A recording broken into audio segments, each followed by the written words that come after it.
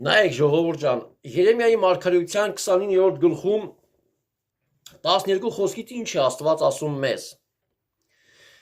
Եվ դուք կկանչեք ինձ, եւ կգնաք ու աղոտ կանեք դեպի ինձ, եւ ես կլսեմ ձեզ, եւ դուք ինձ կորոնեք եւ կգտնեք, որովհետեւ ինձ կխնդրեք ձեր բոլոր սրտովը։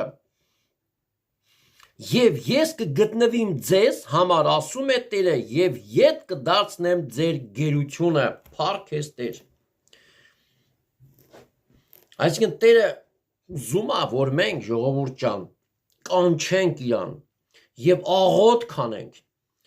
Եվ Տերն էլ ուզում է, որ մեր հետ հանդիպի։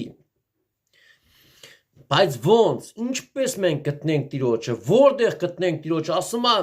դուք ինձ կկանչեք, դուք ինձ կաղոթեք եւ ես կգտնվեմ ձեզանից, ամբողջ սրտով, բոլոր սրտով կխնդրեք եւ կգտնվիմ ձեզ համար, ասում է Տեր, եւ հետ կդարձնեմ ձեր գերությունը, գերություն, առաջի գերությունը մարդու տա մեղքի գերությունն է, երբ որ մարդը մեղքի իշխանության տակ գերության մեջ է, մարդը ունի իր ազատ կամքը, մարդը չի կարողանում իր զգացմունքներին կառավարա, մարդը չի կարողանում ինքը իրեն ղեկավարա, մեղքեր անօրություններ կան, որոնք մարդը տարիներով անդադար գործում է եւ հասկանում է, որ սխալ է, բայց չի կարողանում ազատագրվի, դա գերություն է մեղքի։ Դրա համար ասում է քո ամբողջ սրտով խնդրա,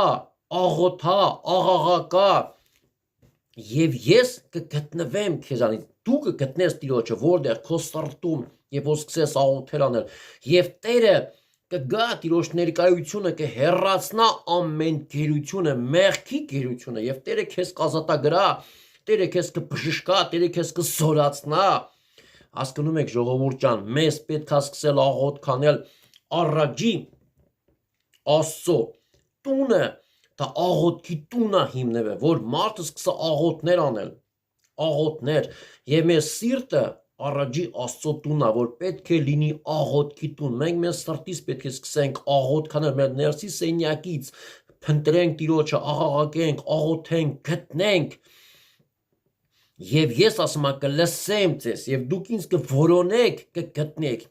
Որոնա Տիրոջը, աղաղակա Տիրոջը, փնտրա Տիրոջը, սիրա Տիրոջը, հավատա Տիրոջը, աղոթ քարա Տիրոջը, եւ Տերը կհայտնվի քեզ։